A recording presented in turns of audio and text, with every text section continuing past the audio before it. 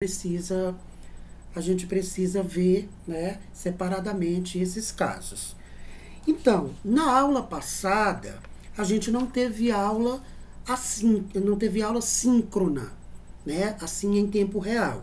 Nós tivemos uma aula assíncrona, que é sem a presença do professor, onde eu mandei para vocês uma videoaula, não muito longa, um texto que vem reafirmar o que a gente vinha discutindo e uma atividadezinha de um mapa conceitual que deu, que deu 3 dias de confusão.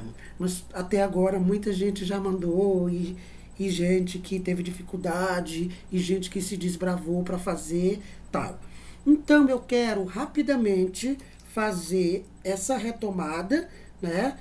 A, dos elementos que nós já discutimos até aqui. Bom, primeiro nós fizemos toda uma introdução da disciplina e blá blá blá, né, a importância da filosofia, para que filosofar, a praticidade da filosofia na nossa vida.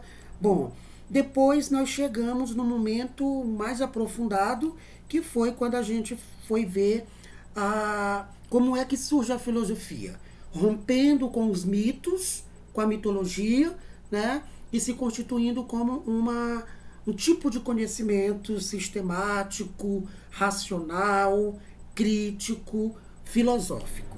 E aí, para isso, eu pedi para vocês, depois que eu ministrei a aula, eu pedi para vocês lerem o livro da Marilena Chauí, não é? E fazer aquela síntese sobre os elementos que fazem ou que contribuem para o nascimento da filosofia. Ok, vocês fizeram, a grande maioria me mandaram. 1, 2, 3, 4, 5. Aqui não. 1, 2, 3, 4, 5. Falta 1, 2, 3, 4, 5, 6. 6 pessoas somente para me mandar aquela atividade. Ok, considerando as meninas que entraram depois. Avançando no tempo, que foi a nossa última aula, foi a aula passada, eu propus a vocês pensarem um pouco sobre esse tipo de conhecimento, que é o conhecimento racional, que é o conhecimento crítico, que é o conhecimento filosófico. Aí a gente saiu um pouco da Marilena Chauí e fomos trabalhar com o Gilberto Cotrim, que é um livro que a gente vai utilizar bastante. Ele está lá na referência básica, na referência bibliográfica básica que a gente adota para trabalhar. E aí eu pedi para vocês lerem o texto, né? Consciência crítica e filosofia, que tem, né, de criticidade, melhor, o que tem de filosofia num pensamento crítico, que foi aí para vocês fazerem o mapa conceitual.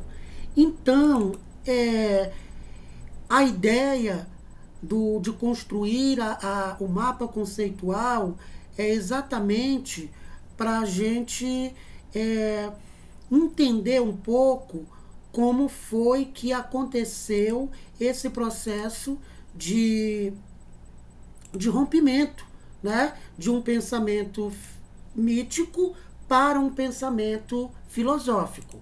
E entender o pensamento filosófico como algo, como um pensamento que vai se sustentar e vai se desenvolver ao longo da história. Então, o pensamento crítico ou o pensamento filosófico, que a gente diz, é um pensamento sistematizado, organizado, que vai dar base para que depois esse conhecimento se torne o conhecimento científico.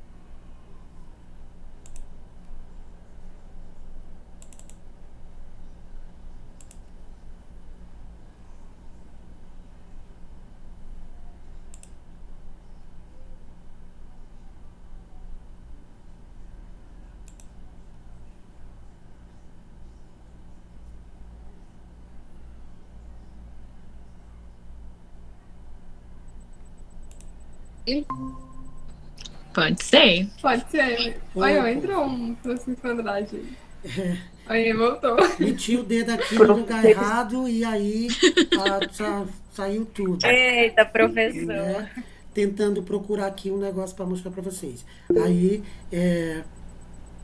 ai, meti o dedo aqui no lugar errado. Bom, mas estamos de volta, né? A Áurea gosta. Ao vivo é assim mesmo.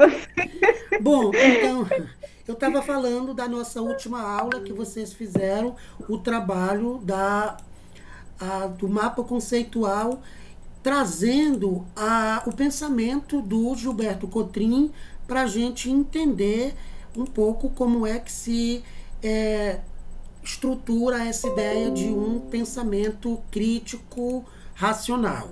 Então, eu vou apresentar aqui alguns que chegaram, né, só para a gente conectar com o que a gente estava dizendo.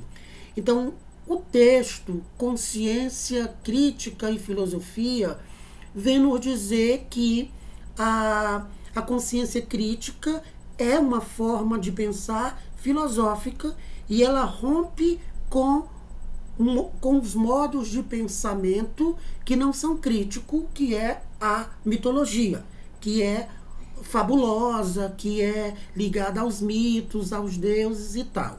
Então, a gente teve essa... eu juntei aqui, não é, alguns que vocês mandaram para a gente ir vendo rapidamente como é que se constrói um mapa conceitual e, ao mesmo tempo, ver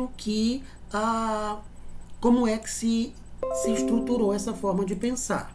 Então, esse trabalho aqui, né, consciência, então a pessoa vai dizendo aí, organizou dessa forma.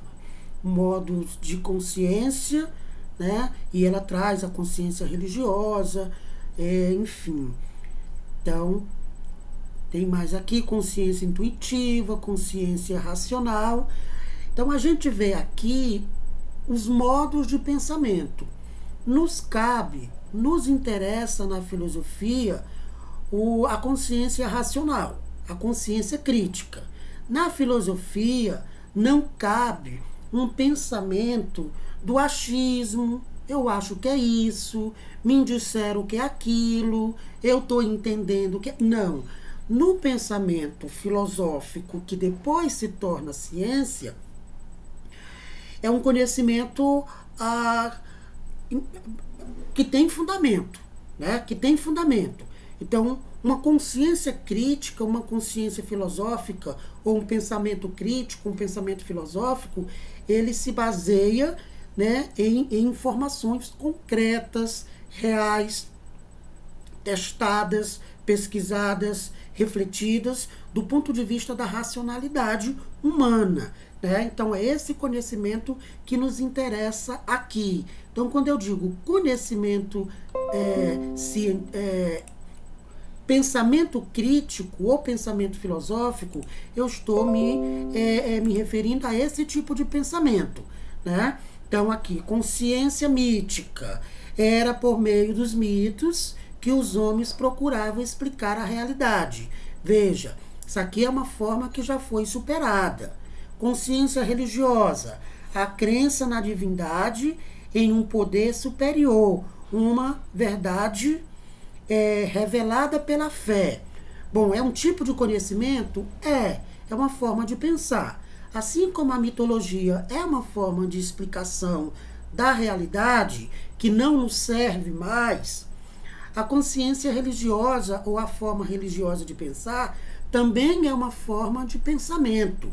Não nos serve mais? Serve, mas é um conhecimento que está para além do material. É uma consciência, é uma forma de pensar que não pode ser provada, né? Não se prova a existência de Deus. Quando eu discuto as questões de Deus, as questões religiosas, metafísica, esse é um conhecimento religioso, que não pode ser comprovado, mas também não pode ser negado, né? Não pode ser negado. Do ponto de vista filosófico, do ponto de vista científico, filosófico, não há como provar a existência né, dos anjos de Deus, essa questão mais sobrenatural.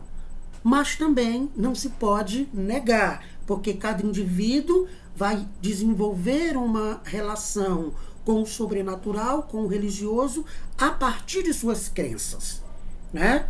A partir de suas crenças. Aqui, ó, a crença na divindade. Então, alguém diz, não, eu creio em Deus, eu creio em Deus. Então, vai depender muito da crença. Tem outro que não crê. E aí? A gente não vai dizer quem é que está errado, quem é que está certo. Que é algo que não se pode medir, né? A gente diz que é algo que é um conhecimento valorativo. Cada um dá um valor que lhe convém. Por exemplo, tem gente que não crê no conhecimento religioso, né? Mas outros creem. E depois a consciência racional, que é a compreensão por meio de princípios estabelecidos pela razão. Então é aqui que a gente se sustenta para chegar no ponto de produção de conhecimento que a gente chegou hoje, né? No conhecimento racional. É essa forma de pensar racional que depois vai se tornar ciência. O conhecimento científico, ele é racional, ele é exato, né? Ele é objetivo, ele é claro, ele é frio e calculista. É ou não é? Não tem esse negócio de, para fulano, né, é assim, mas para cicrano é assim. Vai depender da... Não. Conhecimento racional é estabelecido por princípios, né, ligados à racionalidade. Então, o texto vai falar isso. Ligado a essas coisas, a gente tem outras questões aí. Eu gostei muito desse mapa, né, os outros também, que eu vou passando assim só para mostrar, que é a questão do desenvolvimento da consciência.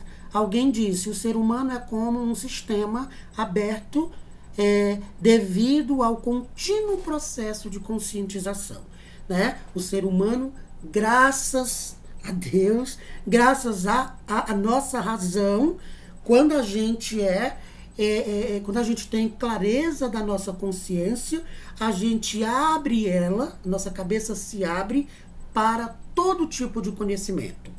Professor, eu sou racionalista, eu sou filósofo, eu sou dessa linha científica. E aí? E o conhecimento religioso, as crenças, os mitos? Não, eu não vou descartar. Para mim, não me serve como base para explicar a realidade. Mas eu não posso desconsiderar que é um conhecimento. Entende? Então, a gente é muito aberto quando a gente tem uma consciência racional. A gente é aberto para o novo, para o diferente, para a diversidade, né? E nunca se teve tanta diversidade como a gente tem hoje. Diversidade de matérias, né? De conhecimento, diversidade de gente. Então, uma pessoa que estuda, que tem um pensamento crítico, um pensamento filosófico e científico, não pode ignorar, por exemplo, a diversidade de sujeitos que está ao nosso entorno.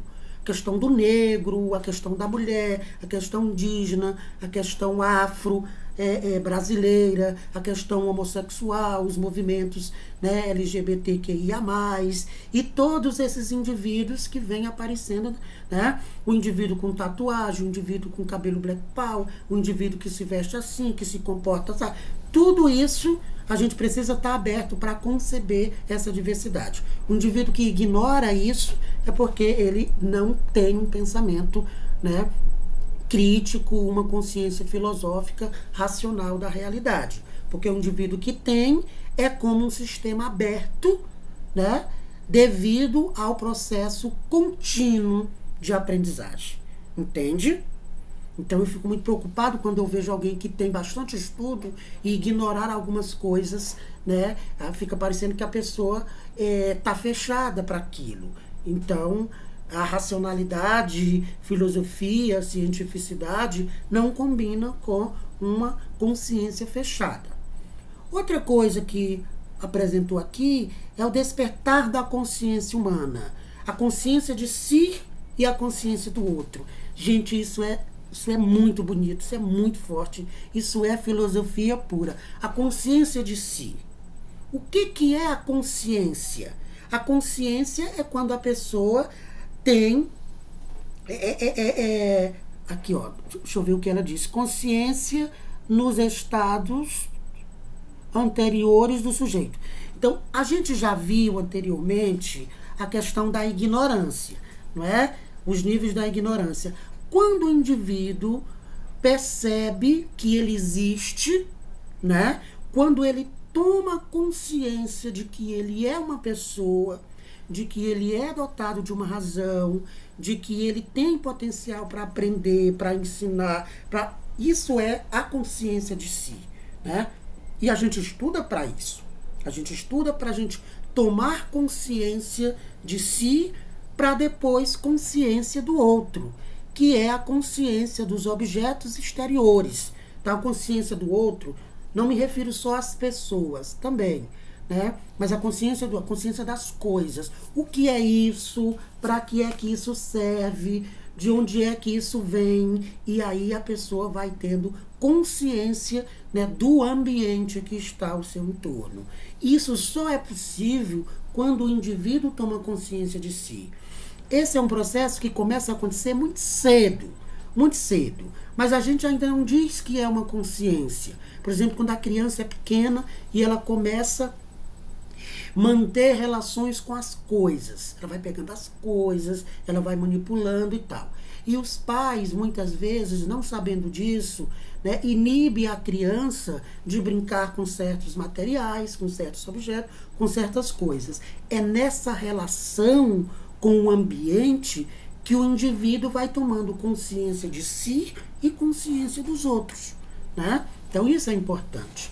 É esse conhecimento que nós estamos falando. E aí, nesse mapa conceitual em específico, nem tem o nome da pessoa aqui, mas também não importa agora, vai que a pessoa fica sem graça. Mas essa pessoa, como os demais, né, conseguiram extrair aí os elementos principais do texto. Tem uma outra questão que se chama ideologia. A ideologia, entenda, nunca se falou tanto em ideologia aqui no Brasil, por exemplo, como nos tempos atuais de uma política conturbada que nós vivemos. O que é a ideologia? Né? É a dissimulação de interesses. A ideologia é um grupo de ideias que um grupo de pessoas desenvolve e tende a externar para os outros, para que os outros consigam viver, pensar e agir da forma que aquele grupo quer que haja, quer que pense. Deixa eu ver o que foi que a pessoa colocou. Pode assumir diversos significados. Vamos citar 2. Ciência das ideias, né? Ideologia. E, posteriormente, se tornou as ideias próprias, deixa eu ver aqui, já pela influência de Karl Marx, se tornou utilizada na filosofia e nas ciências sociais como algo crítico. Então, a ideologia é um grupo de ideias, né? Que é para disseminar determinado interesse. E a ideologia é ruim, professor? Não, ela pode ser algo boa, mas ela pode ser algo ruim, né?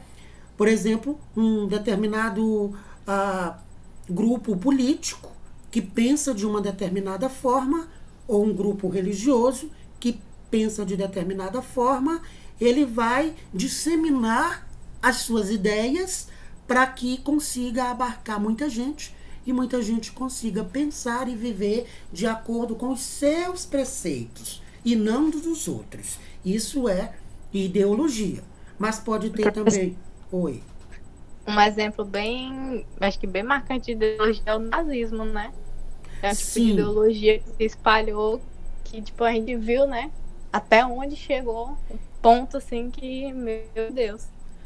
Aí a gente fica pensando, Amanda, como é que uma pessoa ou um pequeno grupo consegue abarcar tanta gente com ideias, né? Com ideias, com determinadas ideias, podendo ser para o bem ou para o mal. No caso do nazismo, né? O Adolfo Hitler consegue disseminar as suas ideias perversas para um grupo muito grande de pessoas. E as pessoas abarcam como se fosse suas ideias. Não consegue perceber que está sendo manipulado, né?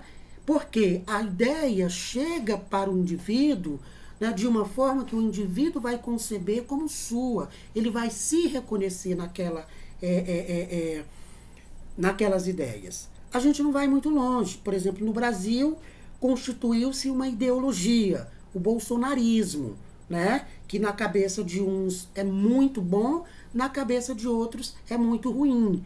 Então, o bolsonarismo é uma tendência política no país e é um exemplo de ideologia, né? O lulismo, né? Há pouco tempo, e ainda... Então, o lulismo, com as suas ideias, e consegue abarcar muita gente, não deixa de ser uma pessoa, um grupo de pessoas com ideias que quer alcançar aos demais, né? E fazer as pessoas viver segundo a sua forma de pensar, né?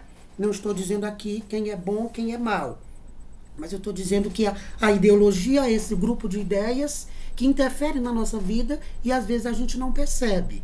Aí a gente tem que ficar esperto, né, para saber que ideologias são essas, né? Quem é que está por trás dessa forma de pensar, porque isso é grave, pode me levar, né, para um caminho que não é. Enfim, aí aqui mais, né, mapa conceitual. Achei isso aqui, assim, bem simplesinho, mas com uma importância, simplesinho porque não foi digitado, mas com uma importância grandiosa, porque a pessoa trouxe os elementos, consciência de si, que vai gerando dimensão, né, de alteridade, de se colocar no lugar do outro. Né? Quando eu recebi isso aqui, eu dei uma olhada e eu gostei muito. Consciência do outro, que vai gerando dimensão de alteridade. Consciência crítica e filosófica, que vai desenvolver o saber filosófico. Né?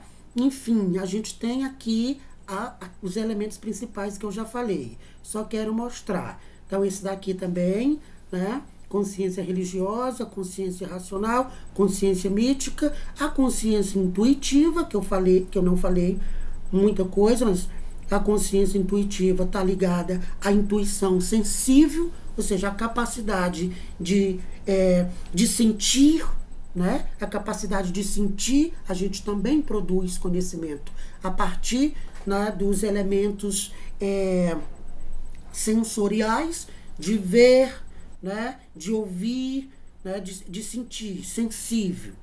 E aí, ligado à consciência intuitiva, a gente tem essa questão, né, de sentir, né, a intuição intelectual, que a gente vai desenvolvendo esse pensamento. Quando a gente vai ficando mais velho, né, a gente vai ficando mais sensitivo, no sentido de perceber as coisas.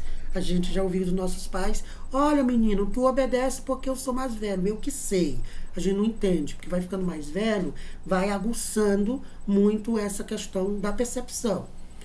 E a questão da intuição intelectual. Quando a gente vai estudando muito, né, a gente vai desenvolvendo essa intuição intelectual. Por exemplo, alguém que estuda muito política, olha para o cenário da política brasileira e consegue fazer uma leitura a partir, né, dessa intuição que o seu intelecto pode proporcionar elementos. Mas também consciência intuitiva pode estar ligado ao insight, que a gente chama. O que é o insight? Aquele negócio assim, do nada você, percebi isso, né? Intuir isso. Então, é um pouco essa ideia que eu acho que eu não tinha explorado muito. Aí aqui segue os outros mapas conceituais, eu queria só mostrar, né, para vocês. O senso comum é um conhecimento do dia a dia, né? Senso comum quer dizer que é comum a todas as pessoas, é um conhecimento do dia a dia, do ouvir dizer, é um conhecimento que não é apurado, que não é racional, portanto, é um conhecimento que não é científico, que não é filosófico, tá? Então, fica essa... Depois a gente tem um outro aqui, muito interessante também. A pessoa fez um resumo aí, né? E depois a gente tem, deixa eu me ver aqui, um outro aqui.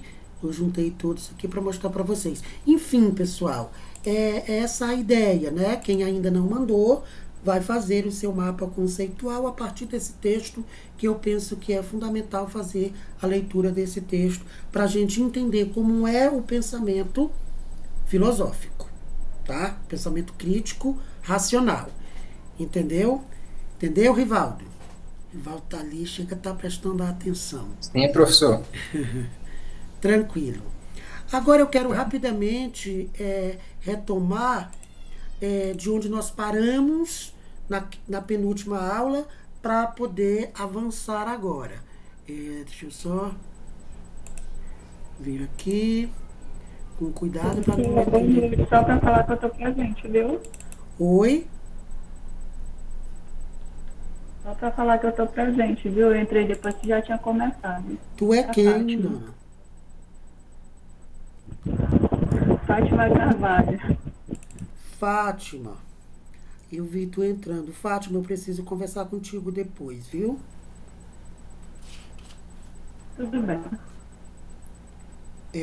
Não é para nós falar da vida alheia, não. É da nossa mesmo. Tranquilo. Não vamos falar da vida alheia, vamos falar da nossa. A gente não tá dando conta nem da nossa, né?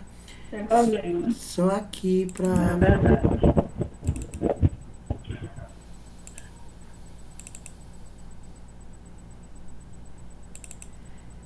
Certo, abrindo aqui. Então a gente falava da formação do pensamento ocidental, que é a formação do nosso pensamento. Eu disse para vocês que nós recebemos influência de uma forma de pensar que é do Ocidente, mais especificamente da Grécia, onde surge a filosofia como a forma de pensamento racional que vai superar o conhecimento mítico, né? Então a gente tem aí, já vai projetar para vocês. Certo. Então a gente já avançou aqui, né? Já avançamos aqui. Eu fui falando para vocês sobre a filosofia, quando é que ela surge, a questão da ignorância, lembra? Só para a gente conectar aqui. Da ignorância, aí fomos para os mitos, trabalhamos os mitos, né? Como uma forma de pensar anterior ao conhecimento filosófico. E até contei para vocês o mito da caixa de Pandora. Aí a gente veio aqui, né, um pouco sobre os mitos, mostrei um vídeo para vocês. E aí, bom, chegamos aqui para dizer que o conhecimento filosófico, essa forma de pensar racional, que eu expliquei para vocês agora a partir do mapa conceitual, essa forma de pensar, ela vem romper com uma forma de pensamento que não servia mais. Então, somente por volta do século V ou IV é que o pensamento racional, filosófico, vai tomar, né, toda essa dimensão na nossa vida. Então surge a filosofia. Aí eu expliquei para vocês aí a etimologia da palavra filosofia, não vou mais dizer. E aí aqui, quando a gente chegou no surgimento da filosofia na Grécia, né, como é que surge, os filósofos primitivos, como é que vai acontecer essa história toda, aí eu pedi para vocês lerem o material da Marilena Chauí para fazer aquele quadro, né? Então, entendendo que a filosofia, ela nasce aí, teve o seu apogeu, o seu grande momento na Grécia, né? Na Grécia antiga. Então a gente fala do período antigo, o período clássico, como a gente chama. Então é aqui que eu quero chegar. A filosofia, ela vai ter 4 períodos. 4 períodos, que é o que a gente vai começar a estudar hoje. E até o final do semestre, a gente vai se debruçar sobre os 4 períodos da filosofia, né? A filosofia grega, né? A filosofia grega ou antiga. Dentro da filosofia grega, ou filosofia antiga, ou filosofia clássica, a gente vai ter uma subdivisão. A filosofia antiga, ela vai ter o período pré-socrático, que é antes de Sócrates, que é do final do século VII ao final do século V antes de Cristo, quando a filosofia se ocupa fundamentalmente com a origem do mundo e as causas das transformações da natureza. Os primeiros filósofos, chamados de filósofos da natureza, ou filósofos da cosmologia, ou pré-socrático, porque antes de Sócrates, eles eram chamados, melhor, eles se preocupavam com os elementos da natureza. Então, os primeiros filósofos, quando rompe com os mitos, ele vai se preocupar com os elementos da natureza. Ele queria saber, os primeiros filósofos queriam saber qual é a origem de todas as coisas. Por isso que se chama também cosmológico, porque eles foram estudar os cosmos, né? A terra, o ar, o vento, os elementos da natureza. Depois, um segundo momento do período da filosofia antiga é exatamente o período socrático. O período socrático é também da filosofia antiga. A gente chama de socrático porque é aqui que vai aparecer Sócrates. Sócrates não é um dos primeiros. Os primeiros foi Anaximandro, Anaximenes, que a gente vai conhecer daqui a pouco, né? Então, depois é que vem o Sócrates. O período do Sócrates é chamado de período socrático porque é o Sócrates. Mas pode ser também chamado de período antropológico. Por quê, professor? Porque ele é quando a filosofia investiga as questões humanas. O Sócrates foi o primeiro filósofo a se preocupar com a questão do ser humano. Quando aparece Sócrates, ele vai dizer para os filósofos anteriores: menino, esse negócio de ficar estudando os elementos da natureza, não. A filosofia tem que se preocupar com o ser humano, com as questões ligadas ao ser humano. Por isso chama antropológico. O que é antropos? Antropos é o homem. No segundo semestre, vocês vão ter uma disciplina comigo ligada à questão da antropologia, onde a gente vai entender um pouco sobre quem é o ser humano. O que é o ser humano? De onde é que vem, por que está aqui, para onde vai? Eu estou trabalhando no segundo ano, né? Então, antrófos ou antropos é o ser humano. Então, esse período socrático também é chamado de antropológico, porque o Sócrates vai romper com a tradição dos primeiros filósofos que se preocupavam em estudar os elementos da natureza. E Sócrates vai dizer: não, vamos investigar as questões humanas. Por exemplo, a ética, a política, as técnicas, e buscar compreender qual é o lugar do ser humano no mundo, né? Em grego, antropos quer dizer homem. Por isso o período, né, aí recebeu esse. Então, a filosofia antiga ou clássica, ela tem esses momentos, 4 momentos.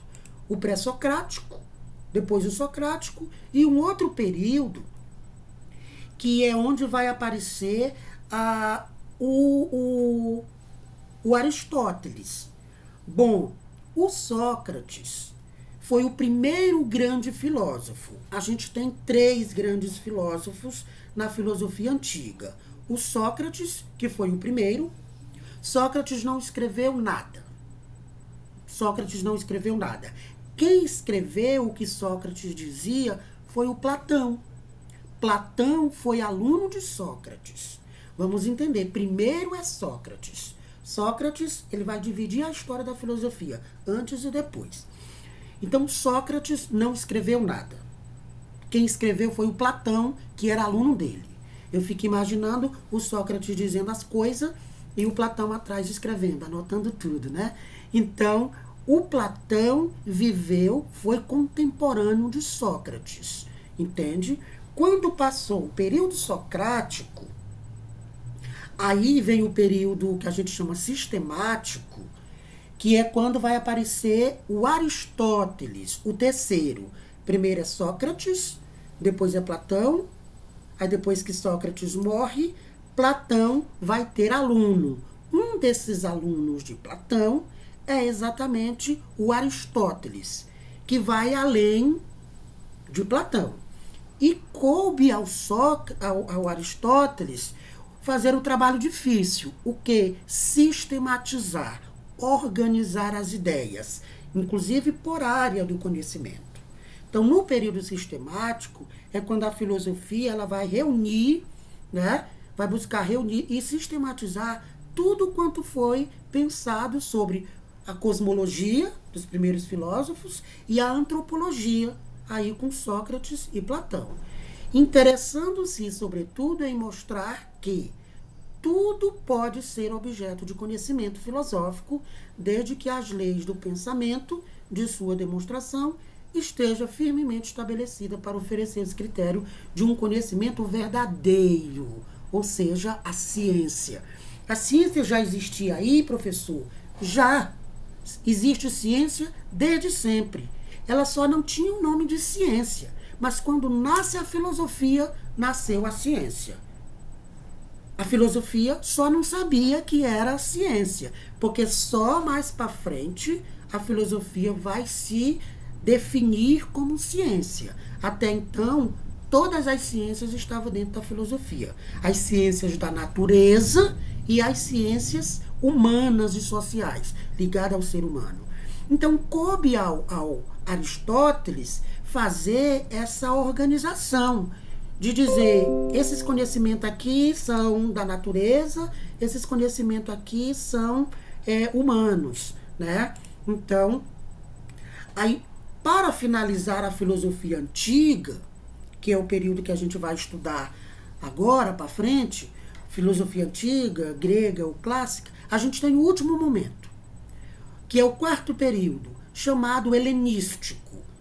Helenístico era o momento em que a Grécia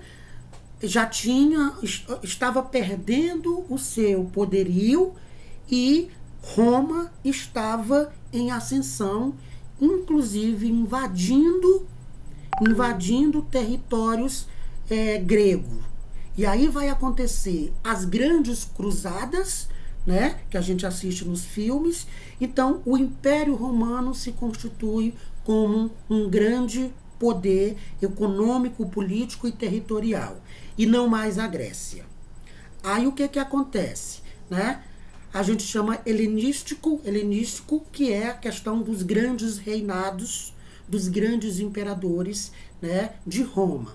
Então, que vai aí nesse período. Então, o período helenístico ou greco-romano, ele vai do final do século III antes de Cristo até o século VI depois de Cristo. É aqui que nasce Cristo. Cristo nasce nesse período em que Roma está em ascensão. Lembra da história de Cristo? Que aí toda essa confusão que vão fazer com Jesus, com Cristo. Então, nesse momento, entra no cenário um outro indivíduo, um outro sujeito, que é Cristo.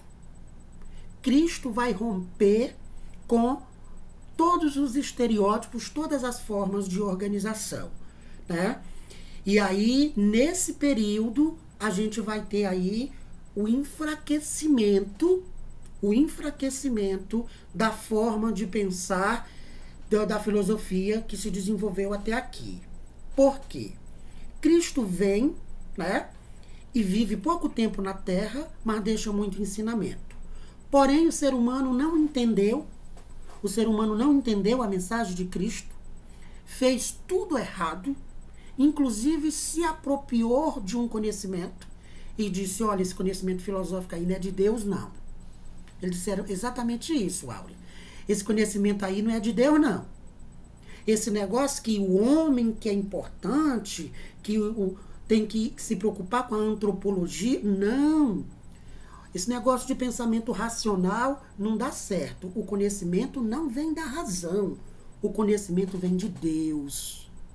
Então, a igreja tomou para si o controle do conhecimento e guardou esse conhecimento só para um grupo específico, né? Então, aqui a gente vai ter muita confusão. E aí a igreja começa a dizer: quem é filósofo é herege. Quem não concorda com os pensamentos da igreja vai para a fogueira. E aí começa a desenvolver um outro momento histórico, um outro período filosófico, que é a filosofia ou o período medieval. Então, o período greco-romano ou helenístico, ele vai romper com a filosofia antiga, filosofia clássica ou grega, e vai dar início a um novo período, uma nova forma de pensamento. O homem vai ser induzido a pensar de uma outra forma, que é pensar segundo os preceitos da igreja. Então você vê, esse período é muito longo. Olha, no século 3 a.C. até o século 6 depois de Cristo. Foi um período muito longo. E é nesse momento em que a igreja romana, né, católica romana, sabe, a igreja católica, ela vai crescer muito. Porque a igreja vai se juntar com com a coroa. O clero é a igreja e a coroa são os reinados. Então eles vão se juntar. O reinado, os reinados, os reis, os imperadores vão pagar a igreja para ela disseminar o conhecimento de acordo com o que lhe interessasse. Porque esse negócio de pensar racional, o homem vai se tornar sabido e vai ser uma ameaça para o rei. Então, igreja, você vai dizer que não se pode contestar o pensamento dos reis. Que quem nasceu pobre é porque Deus quis.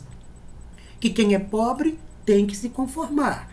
Que quem é aleijado é castigo de Deus. Que esse negócio de falar do ser humano, de falar da antropologia, de falar que o homem pensa racional. Não. O conhecimento aqui vem de Deus. Quem não obedecer é bruxo, é bruxa, é herege, vai ser queimado. Ninguém pode proferir outro conhecimento, que isso é perigoso. Esse povo se torna sabido e de repente vão derrubar o reinado. Então assim Roma vai se tornando um grande poder político e econômico e um poder religioso. Então, durante muitos séculos, até o século XIV, que a gente vai ver, quando a igreja começa a perder seu poder, mas ela vai aí até o século XIV, né? Ela vai manipulando a igreja católica, a igreja primitiva, que a gente chama, perversa. A igreja tem sangue nas mãos, todas as igrejas, porque todas elas vieram de lá, da igreja primitiva, né? Que nasce aí, com essa ideia de Cristo, porque não entenderam a mensagem de Cristo, né? Na verdade, antes de Cristo, que Cristo era uma profecia, e essa profecia se cumpre, e depois que Jesus vem, Jesus Cristo vem, que os religiosos matam ele. Quem matou Jesus não foi os homens maus, quem matou Jesus foram os religiosos. Se hoje Jesus viesse ao mundo, se ele viesse no Brasil, quem ia matar ele era os religiosos, amando dos políticos, né? Os falsos, que eu digo, né? Porque, é claro, né? Eu sou da igreja também e eu não sei se eu mataria Jesus, eu acho que não, apesar do meu pastor dizer o tempo inteiro que é para matar, né? Os pastores horrorosos que tem aí e políticos horrorosos. Então, quem matou Jesus não foi a ralé, não foi os pobres, não foram os marginais. Quem matou Jesus foi a elite. A igreja amando, foi o clero amando da coroa. Então, se ele viesse hoje, então a igreja tem sangue nas mãos. Ah, professor, mas você não é da igreja? Sou. E por isso eu preciso saber dessa história e não concordar com tudo que estão me dizendo na igreja, né? Isso é um perigo. A gente vai falar depois disso ao longo é um perigo, principalmente para gente que é da igreja. Eu imagino que aqui tem gente que é da igreja, né? Por isso o meu pastor dizia, Áurea, assim, Irmão Andrade, esse negócio de o homem estudar muito não é bom. Isso corrompe o pensamento do ser humano. Porque eu estudava e ficava fora estudando e não ia para a igreja, né? Claro que eu estava estudando, viajando. Então, eles têm essa concepção. Isso vem de onde? Desde do período medieval, né? Então, às vezes, claro, tem pastor muito aberto, que incentiva e tal. Mas isso é um perigo para a ordem religiosa e principalmente para a política, né? Bom, então aí a gente tem o período da filosofia antiga, clássica, grega, certo? Com esses 4 momentos, tá bom? Professor, a minha internet estava bem ruim, eu não entendi o terceiro. O senhor teria como repetir, por gentileza? Poderia, mas já está me dizendo aqui, essa hora passa muito rápido, está me dizendo aqui que eis que nossa hora é chegada. Então eu vou fechar e mando novamente o link para vocês, tá bom? É o tempo de eu beber uma água. Certíssimo. Vamos lá.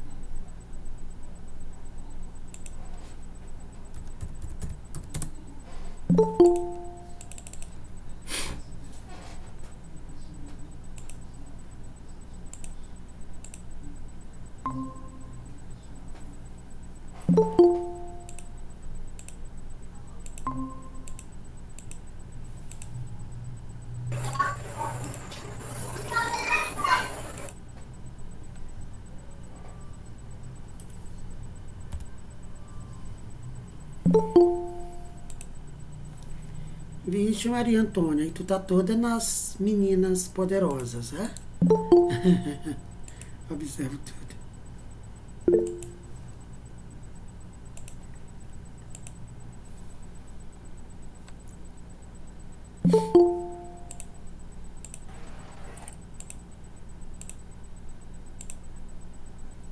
Acho que eu vou ligar a câmera para ver. Sim, tem um pessoal que liga a câmera e de boa. É bom que a gente fica olhando nos olhos. Por isso que eu falo aqui com a Áurea, porque a sensação que eu tenho é que ela tá me vendo. E o Rivaldo também, ali com a janela atrás. Então, tem mais conectividade quando o indivíduo tá zoiando uns aos outros, como diz o menino. Bom, olha, a Maria Antônia tá toda com as meninas super poderosas. Eu sou uma das meninas super poderosas, professor. Hoje eu incorporei. Muito bem.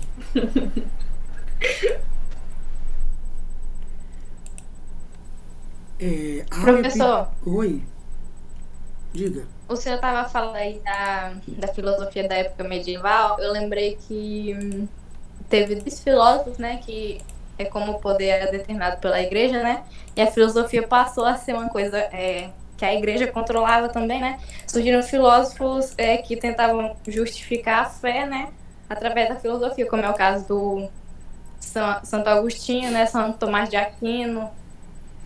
Muito bem. Isso aí mesmo. Tem aquelas escolas, surgiram até as escolas, né, através do pensamento filosófico cristão deles, no caso, né? Exatamente. A gente vai estudar isso no segundo período, que é a filosofia cristã.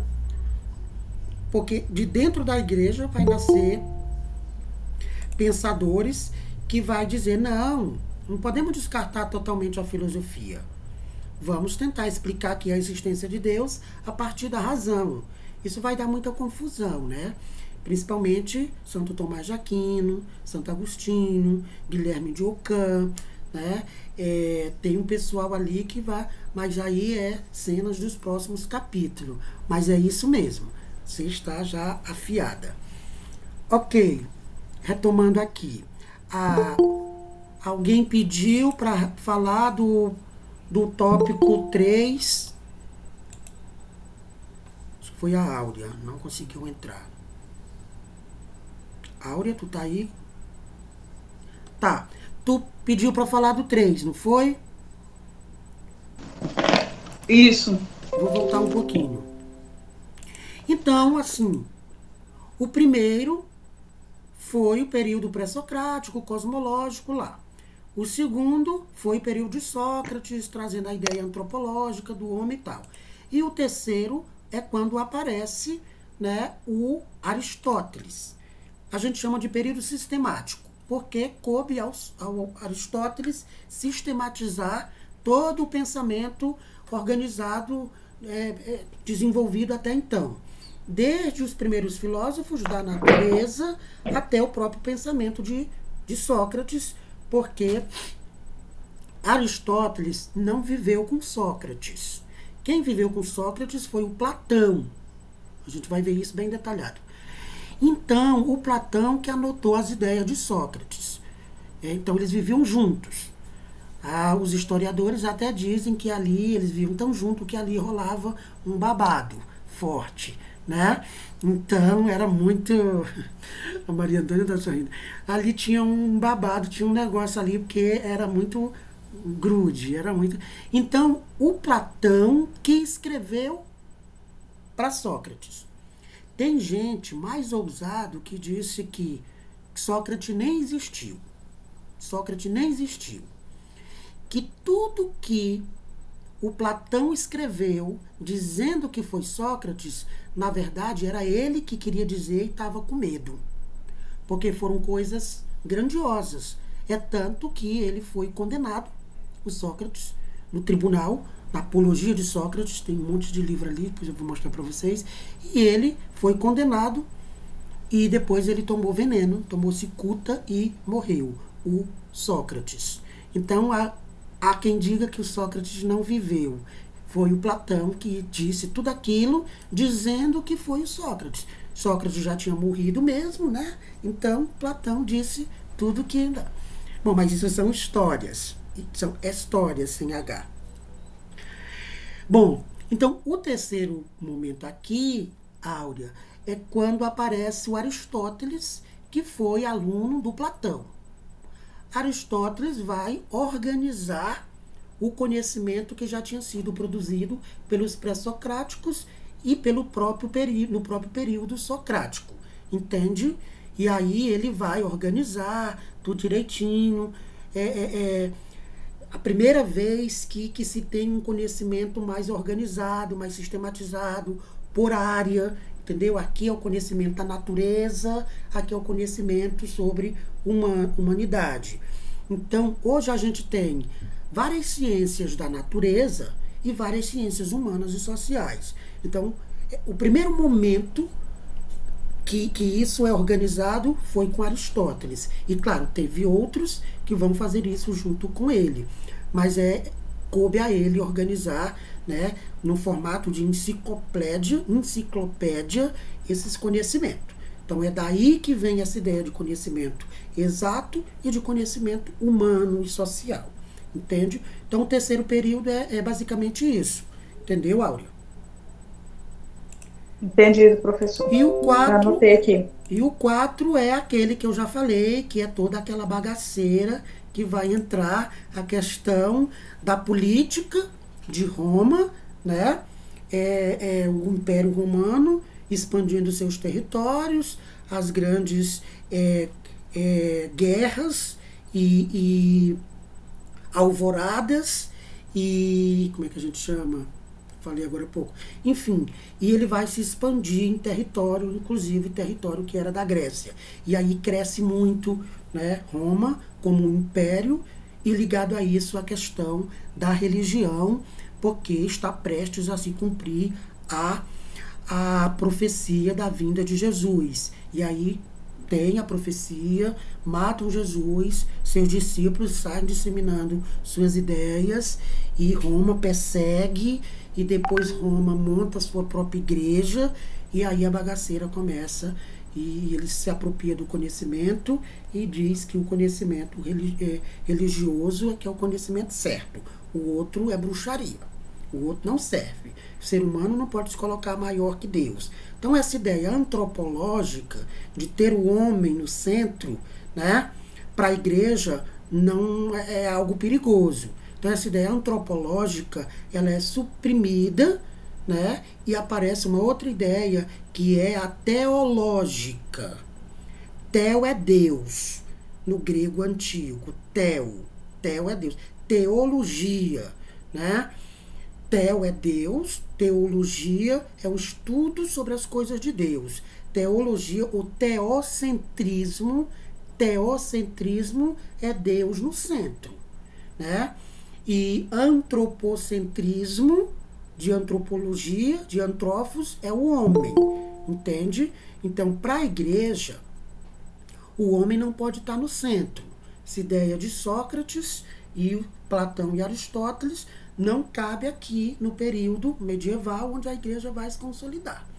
Cabe aqui a ideia de Deus, porque eles querem dizer que o conhecimento é revelação divina, não é revelação humana.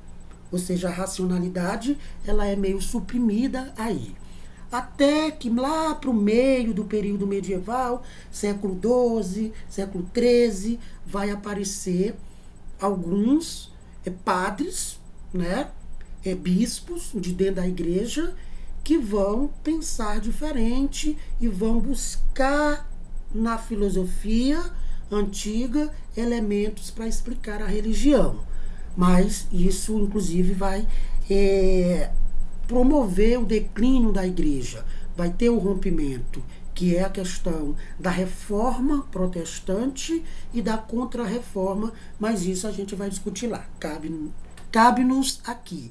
É porque, assim, falar das coisas separadinho não é ruim, né? Mas para entender, a gente vai falando os pedaços, mas tentando conectar para não ficar quebrado na nossa cabeça. Certinho? Oi.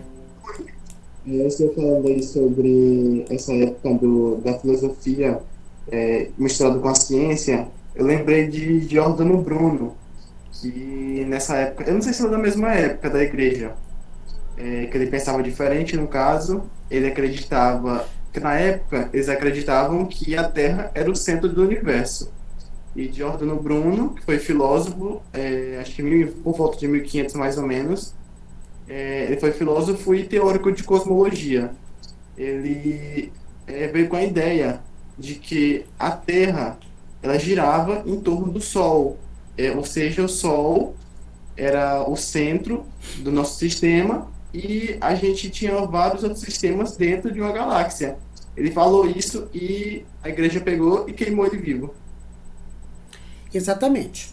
Essa foi uma das grandes pancadas na igreja, já lá no declínio da igreja, né? Século XIV, século XV, quando vai aparecendo as primeiras ideias mais ligadas à questão científica.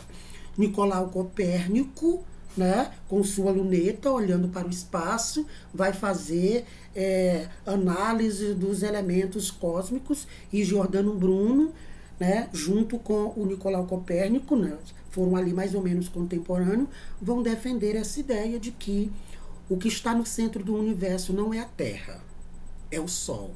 Essa é uma pancada que a igreja sofre ainda hoje, porque a igreja defendia a ideia, né, geocêntrica. Geo é a Terra, geografia, né? Geo é a Terra. Para a igreja, todos os outros elementos do catolicismo, ou seja, do universo, girava em torno da Terra. Era uma visão geocêntrica. Nicolau Copérnico começa a dizer isso, ou melhor, Giordano Bruno diz isso, e depois Nicolau Copérnico dá continuidade. A diferença é que Giordano Bruno sustentou isso dizendo que não, é o Sol que está no centro, que a igreja estava errada, que o sistema não é geocêntrico, o sistema é heliocêntrico. Hélio é o Sol. Hélio é o Sol. Então Giordano Bruno disse isso e por isso ele foi morto, porque a Igreja Católica, né, considerou isso uma afronta. Nicolau Copérnico também disse isso, foi julgado e negou. Nicolau Copérnico negou. E Nicolau Copérnico negou para não ser morto. Passou-se algum tempo, Nicolau Copérnico escreve um livro dizendo isso, mas sem dizer que era ele, usando o nome de outra pessoa, né? Mas já tinha esfriado o calor do momento quando a igreja estava matando gente. Muito bem lembrado, Bruno. Então, esse momento da filosofia é muito bacana. Inclusive, vocês vão fazer um seminário muito bacana sobre isso tudo. Nós vamos chegar lá daqui a uns tempos. Muito bem. Avancemos aqui, para a gente entender. Então, o primeiro período da filosofia é o período antigo, grego, clássico, como a gente chama. Certo? Os períodos subsequentes é o período medieval, que a gente acabou de falar, e acho que foi a Maria Antônia falou das escolas que vão surgir no período medieval. As escolas são a patrística e a escolástica. São forma de produção de conhecimento. A gente vai trabalhar elas. Não vou adentrar muito agora. A outra, o outro momento histórico é o período moderno. Professor, e a Renascença? Não, a Renascença não chega a ser um período, ela vai intermediar a filosofia moderna, ou melhor, a filosofia medieval com a moderna. O que é a filosofia renascença, professor? No final da medieval, vai renascer os pensamentos clássicos, Sócrates, Platão e Aristóteles. Por isso que se chama renascência, nesse período aí da história. Então, a renascência é quando alguns filósofos, quando a igreja começa a declinar, vai aparecendo alguns pensadores que vão rebuscar, que vai fazer renascer os pensamentos sobre o ser humano, os pensamentos, principalmente os clássicos. Hã? Alguém... Tá, continuando. Alguém brigando lá com seus parentes. Então, aí a gente vai ter a filosofia seguinte, que é a moderna. Só que esses pensamentos que renascem, eles renascem com mais força agora. E esses pensamentos, o homem já evoluiu, a história já evoluiu, esse pensamento vai se tornar ciência. É somente na Idade Moderna, do século XII, não, do século, me ajuda a contar, 14, 15, 16, do século XVI a meados do XVIII, que vai se constituir o conhecimento que hoje a gente considera e chama científico, né? Veja que o período medieval vai até o 14. Entre o 14, né, o período medieval e o período moderno, a gente tem o período de reaparecimento dessas ideias, que é no século XIV até o século XVI, né? Então, o século XIV é quando a igreja perde o poder. E no período da Renascença, a igreja vai enfraquecendo, mas ainda vai matando gente que vai falando sobre ciência, sobre pesquisa, sobre... E aí nasce a filosofia moderna, que é do século XVII até o século XVIII, que é quando todo esse conhecimento filosófico se organiza como ciência. Aí começa a aparecer as diversas ciências, né? As diversas ciências que a gente conhece hoje. Até o século XVIII. Final do século XVIII, até os dias atuais, a gente tem a filosofia, melhor, também, né, até hoje, mas vamos aqui. Filosofia da Ilustração ou Iluminismo, que não chega a ser um período filosófico. O último período filosófico que a gente vai ter é a filosofia contemporânea, que vai até os nossos dias, né? Por quê? No período entre filosofia moderna e a contemporânea, mais especificamente no século XVIII, finalzinho do século XVIII, a gente vai ter o quê?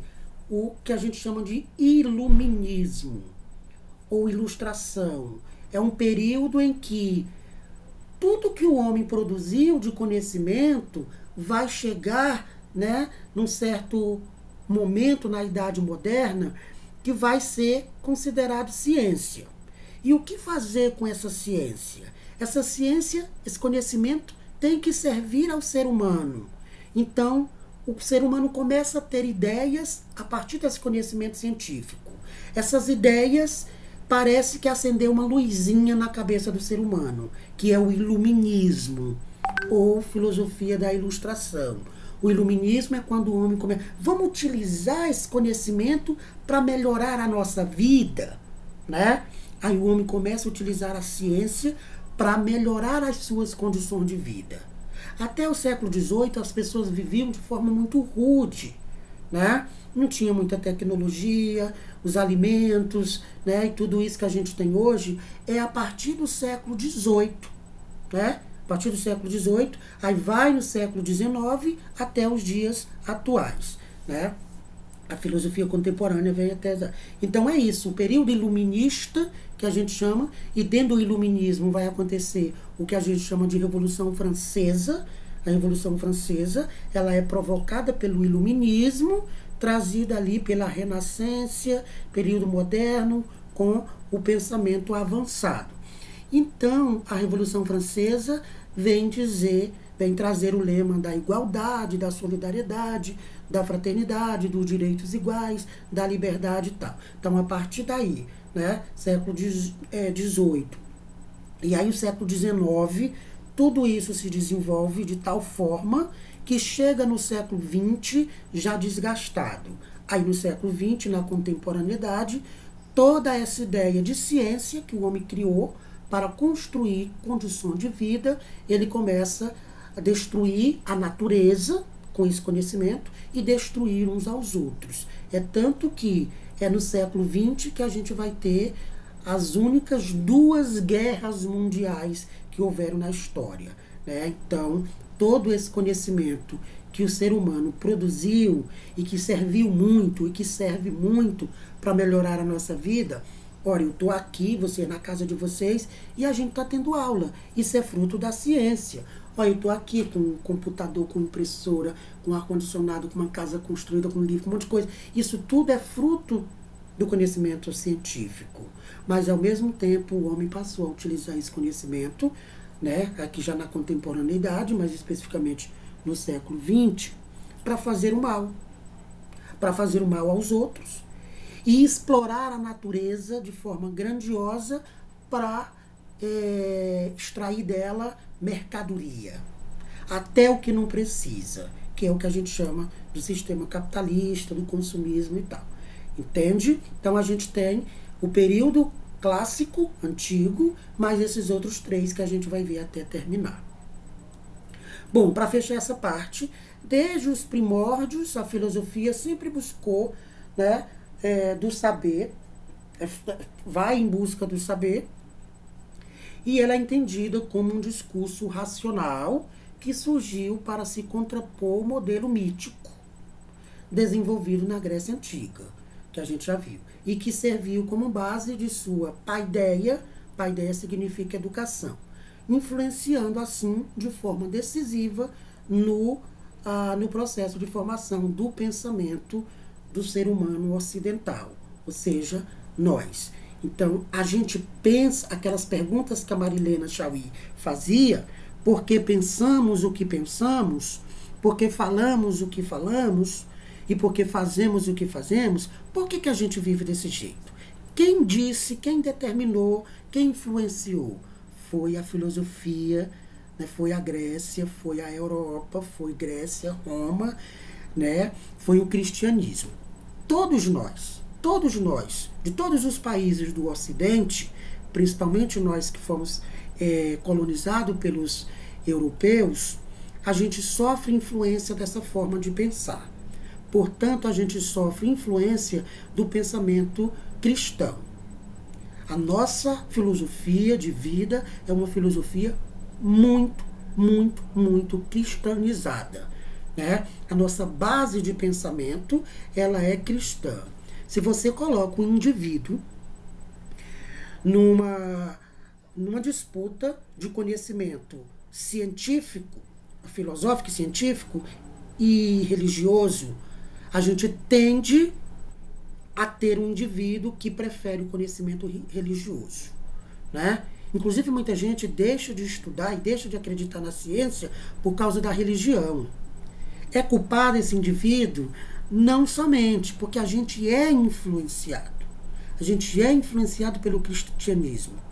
Mesma pessoa que recebeu essa influência. Entenda, pessoal. O indivíduo que diz, eu não acredito em Deus. Eu não acredito em Deus.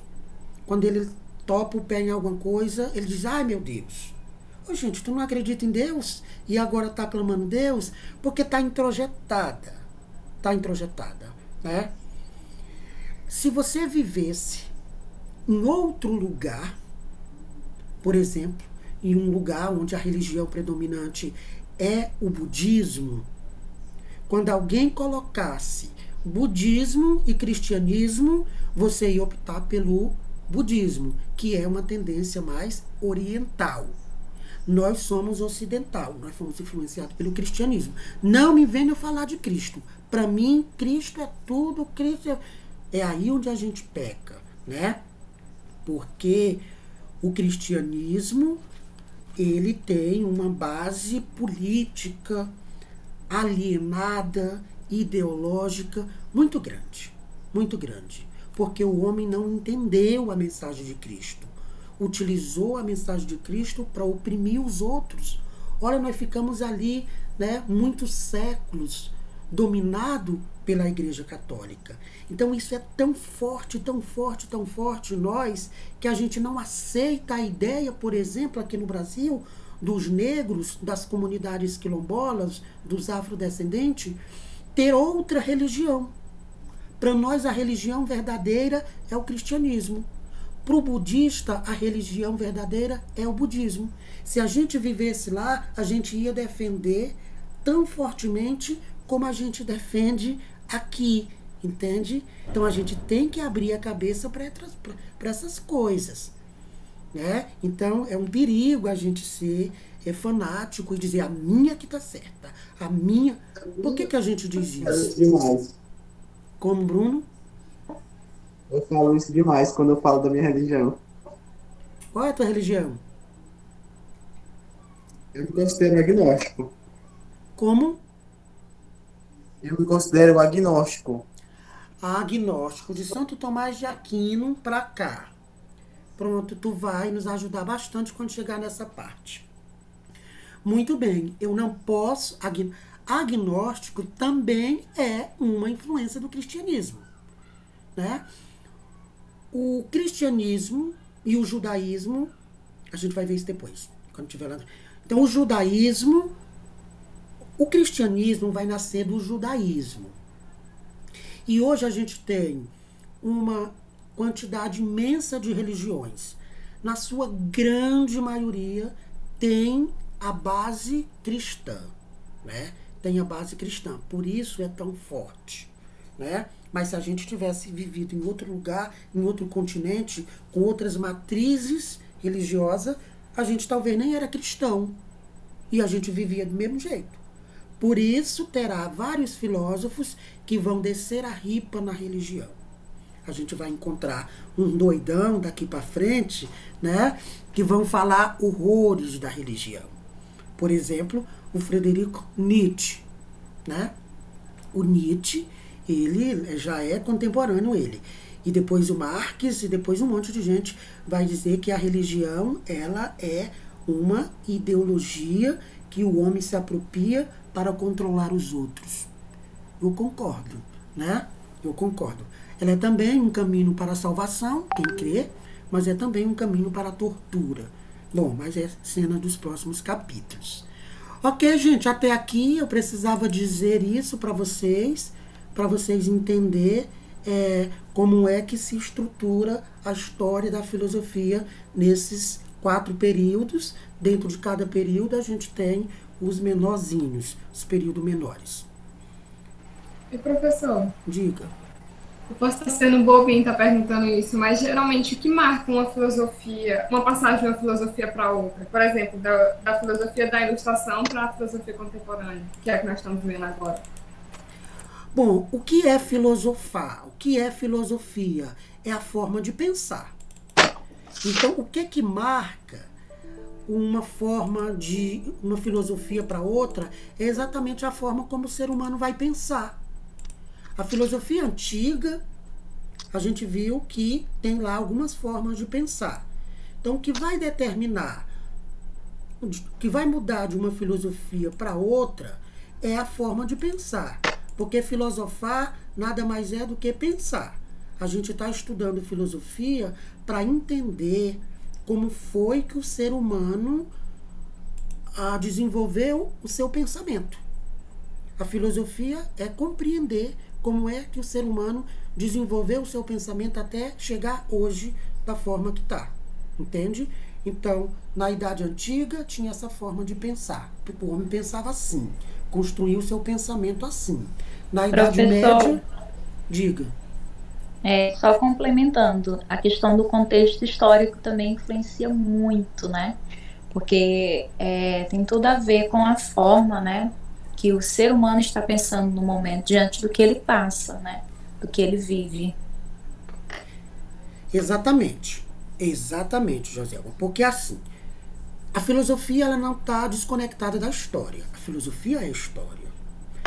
Ao mesmo tempo que a filosofia faz o ser humano de uma época pensar assim, essa sociedade dessa época vai fazer o homem, o sujeito, pensar assim. Então, o sujeito, o ser humano, influencia na forma de pensar daquela sociedade e aquela sociedade influencia na forma de pensar do ser humano. Entende? A gente vai ver isso na disciplina do 2º bimestre, que é indivíduo, política e sociedade, que tem essa base mais antropológica, né? Mas é isso, meninas. A base de uma filosofia é a forma de pensar. E a forma de pensar do ser humano é muito do que está acontecendo no momento. E o que está acontecendo no momento é muito da forma de pensar do ser humano. Entende? É um toma lá, dá cá. Ok?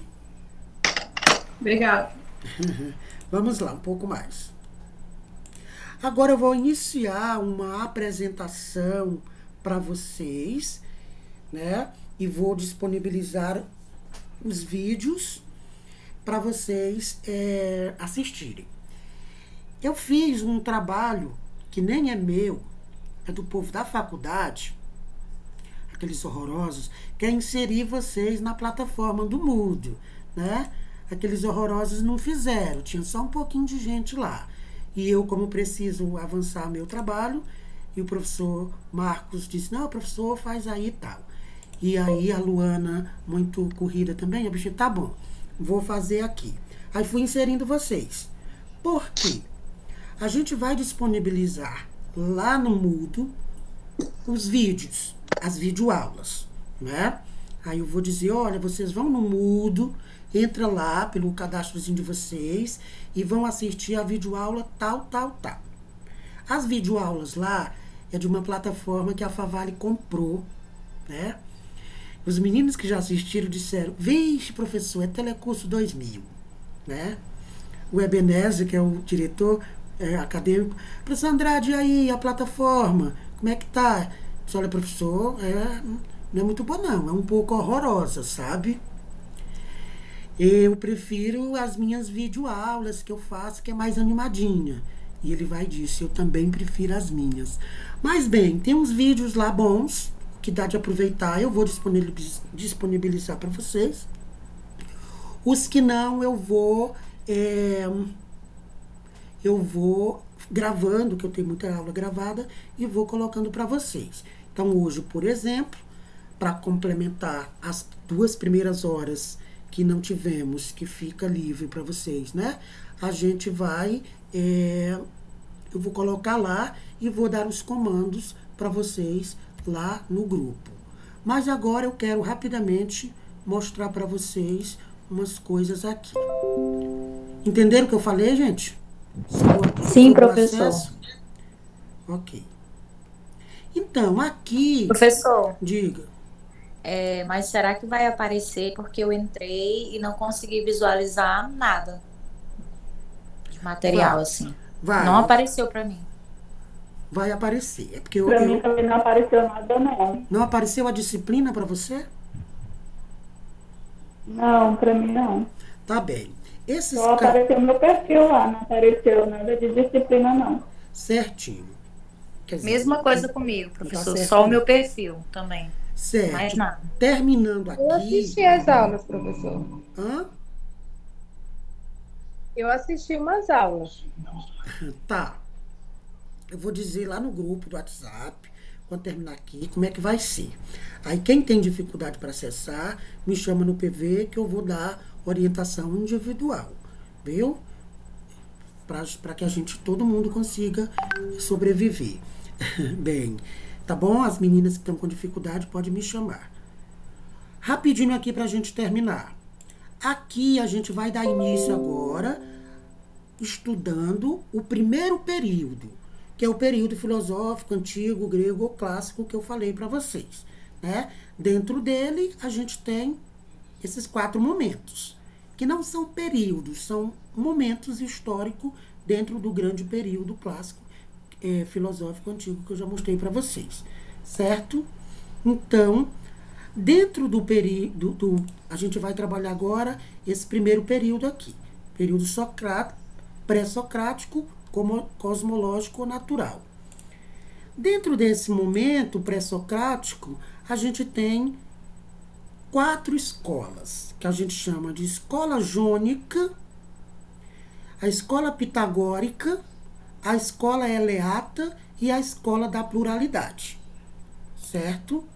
Então, inclusive as videoaulas que eu vou passar para vocês, é para vocês entenderem esse conteúdo e a gente retoma na próxima aula, próximo encontro. Então, aqui tem as principais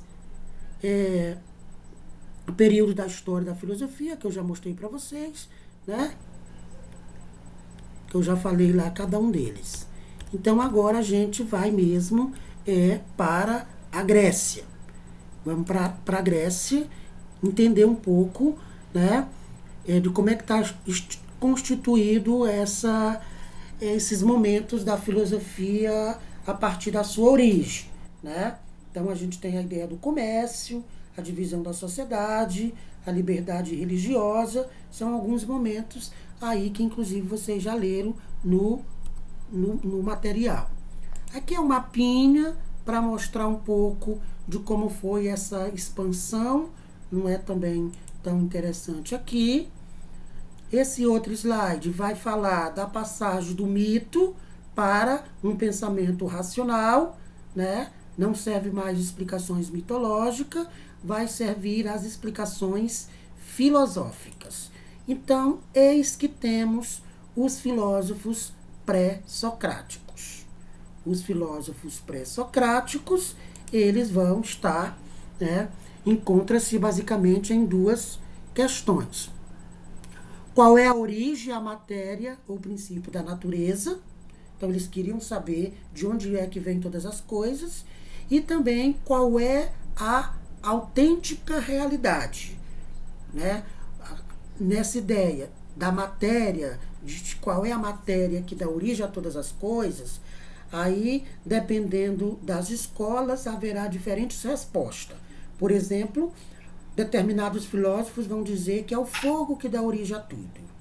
Outro vai dizer que é a água que dá origem a tudo. Outro vai dizer que é a peiron. O que é a peiron, professor? É um elemento não identificado.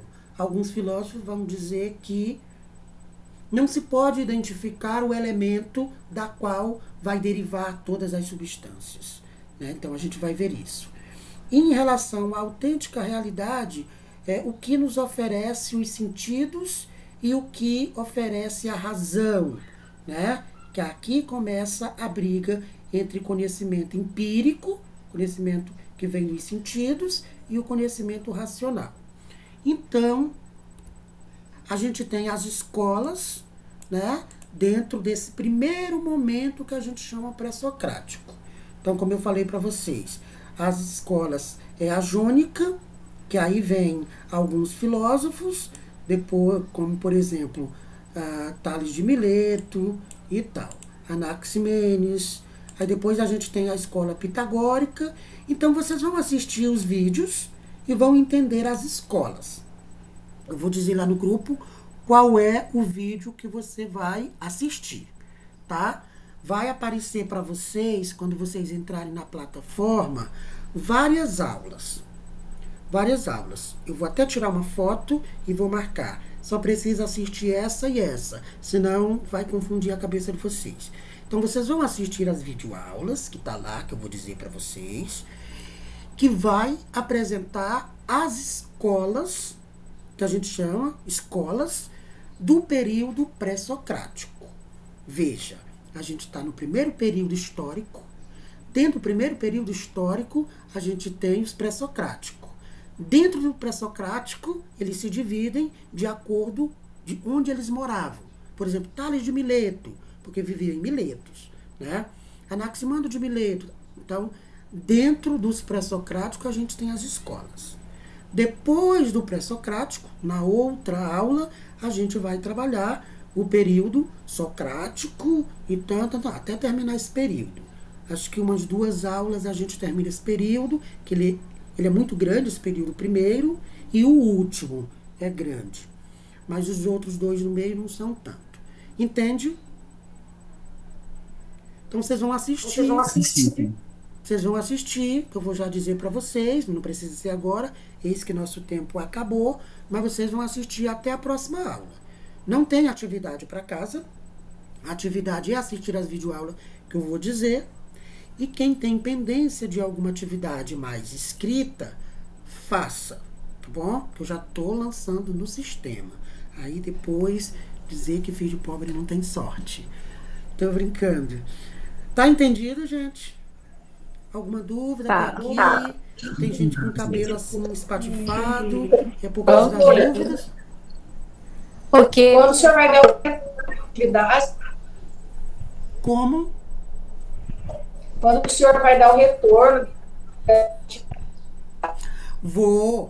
Se tá o que o senhor pede, se é assim mesmo.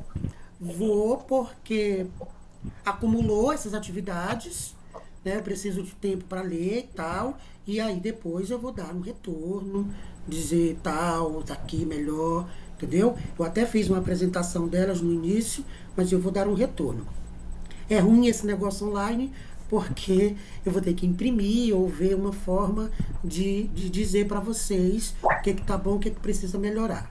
Quando a gente recebe impressa, o professor risca ali mesmo na atividade. Mas eu dou um retorno sim, tá bom? Das duas, mais sistemática. Também não são todas as atividades. Atividade menor, a gente faz uma conversa, mas essas 2 atividades maiores, aí sim eu dou uma devolutiva para vocês. Ok, gente? Tá ok. Ok. Então, fiquem à vontade. Eu vou no grupo agora dizer como é as aulas que vocês vão assistir. Tá bom? Boa noite. Quem tiver dificuldade pode procurar no PV. Boa noite. Boa noite. Boa noite, até mais. Perfeito, viu?